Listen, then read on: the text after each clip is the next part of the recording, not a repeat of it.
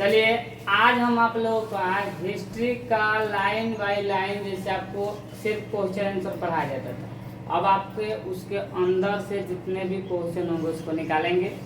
और मेरा प्रयास है कि इस बार चाहे कभी भी एग्जाम में देखिएगा जो क्वेश्चन आता है तो चैप्टर के पीछे जो क्वेश्चन रहता है उसको बहुत कम पूछता है, क्वेश्चन अंदरवा से उठा के दे देता है और हम लोग अंदर के बात पढ़ते नहीं। इस चैनल के माध्यम से आपको पूरा अंदर के निचोड़ line by line part 1 part 2 करके डालेंगे। आप इसको खास करके सिर्फ देखिएगा, याद करने की जरूरत नहीं। आपके गांव में जितने भी घटना होती है उसी घटना पर इतिहास को हम बैठा क्या करेंगे बता देंगे, बशर्ते आपको इसको देखना पड़ेगा और याद करना पड़ेगा, ठीक है। मतलब सिर्फ ये नहीं कि इसको देख कर रट्टा मारेगा ना, सिर्फ देखिएगा तो आधा याद हो जाएगा। खास करके आप लोग विशेष ध्यान दीजिएगा, जैसे इतिहास का क्लास 10th के जो इतिहास है, इतिहास का पूरा निचोड़ आपको पार्ट बाय पार्ट इस वीडियो में देंगे, इसको देखना ना भूलिएगा। बिहार बोर्ड के जो हम लोग इतिहास पढ़ते हैं इसका पहला चैप्टर का नाम है यूरोप में यूरोप में सबको सबसे पहले हमको पता होना चाहिए कि इतिहास किसे कहते हैं। इतिहास का दो पार्ट में बांट दिए, इति और हास। इति के मतलब होता है बीती, हास के मतलब होता है कहानी, यानी कि बीती हुई बात को इतिहास कहते हैं।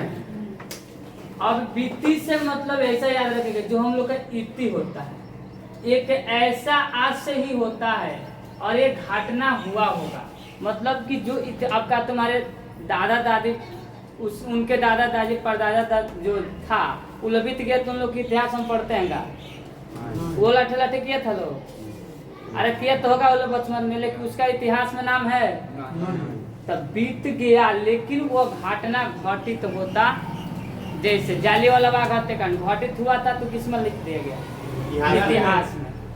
इस प्रकार से इतिहास का मतलब होता है कि ऐसा आज से ही जो घटना हुआ होगा, यानी कि जो घटना का होता है घटता, वह घटना अगर इतिहास में आ जाता है उसी को हम लोग कहेंगे इतिहास।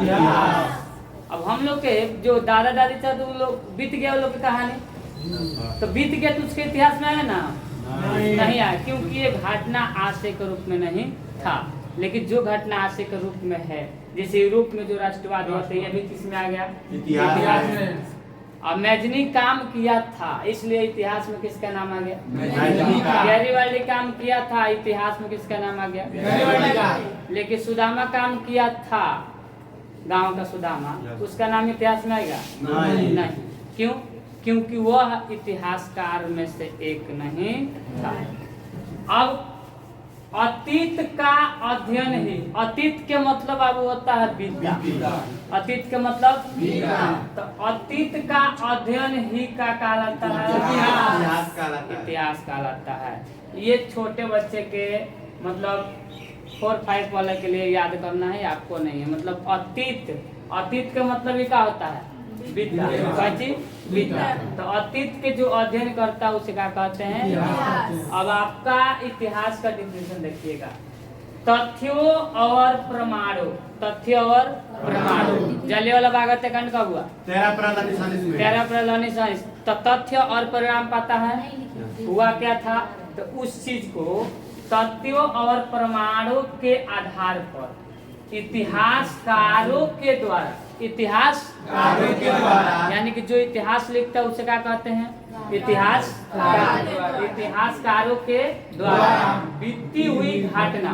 अब उन लोग के द्वारा जो घटना का होता है बीतता है और उसी घटना को हम लोग क्या कहते हैं इतिहास कहते हैं। किसी कोई दिक्कत? मतलब जितने भी इतिहासकार, जो तथ्य और प्रमाण था जो इतिहासकारों ने उसको क्या किया था लिखा था और उसी को हम कहेंगे कौन चीज इतिहास। अब मान लो कि कोई चीज पनपता है तो उसके पिताजी होते हैं, तुम लोग भी है तो तुम लोग का पिताजी है, तो इतिहास आ गया तेखरो बाप जी होगा, तो इसके पिताजी कौन है कहाँ का रहने वाला है, याद रखिएगा। ये आपसे कोई भी पूछ सकता, इतिहास पढ़ के आए हो तो बताओ कि इतिहास के पिता कौन है। इतिहास के पिता का नाम हेरोडोटस। ये कहाँ के निवासी? कोई दिक्कत नहीं। अब हम लोग यूरोप में राष्ट्रवाद आ गया तो सबसे पहले पता क्या करेंगे? राष्ट्रवाद किसे कहते हैं? राष्ट्रवाद किसे कहते तो हैं? देखिए, राष्ट्रवाद देश के प्रति प्रेम करना ही का कहलाता है। अब हम देश में है और देश के प्रति प्रेम में ना हो, हम राष्ट्रवादी है? नहीं। सबके अंदर अगर भारत में हम लोग है, भारत के सब लोगों के अंदर अगर पर डे राष्ट्रवादी होता तो हमारे यहाँ करप्शन नहीं फैलता, भ्रष्टाचारी भाग नहीं लेते। लेकिन अपना देश में सिर्फ एक दिन राष्ट्रवादी होता है जब कोई दूसरा देश अपने देश पर हमला करता। हम राष्ट्रवादी है। राष्ट्रवादी अगर पर डे सबके अंदर हो जाए तो देश से जितना भ्रष्टाचार है सब आ जाएगा, खत्म हो जाएगा।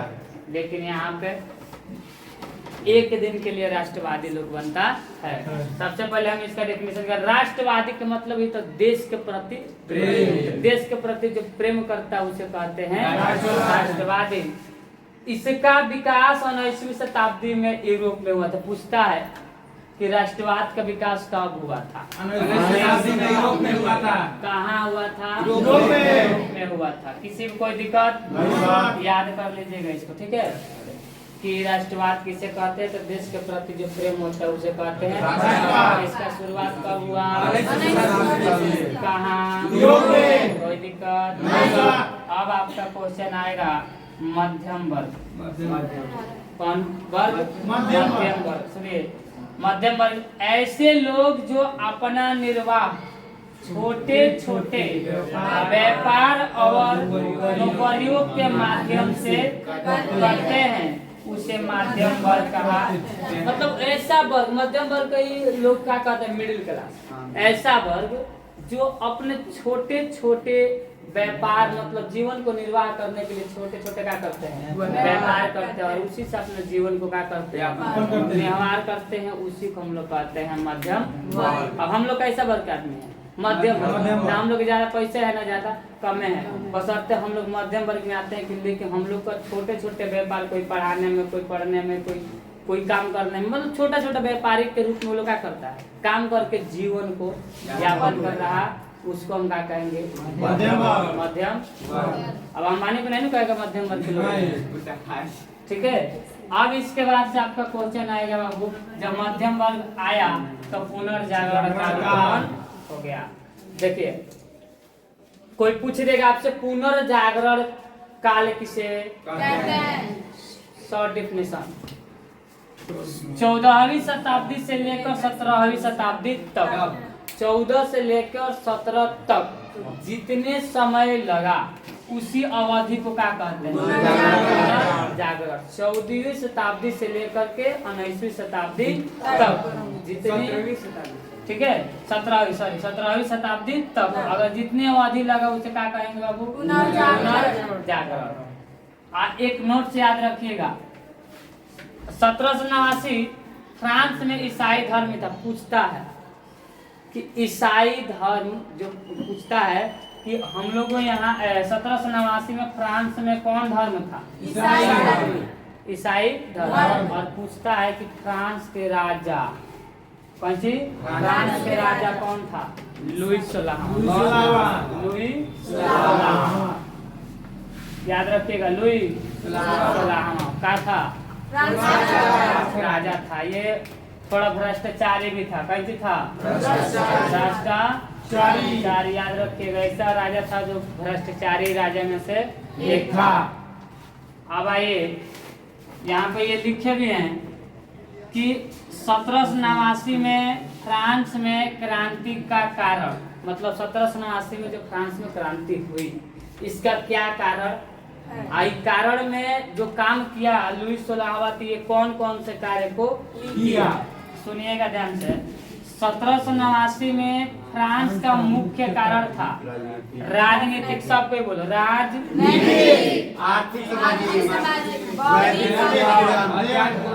फ्रांस का क्रांति कहते। पूछता भी है कि 1789 में फ्रांस में क्रांति के कारण क्या था? तो क्रांति के कारण था बाबू राजनीतिक,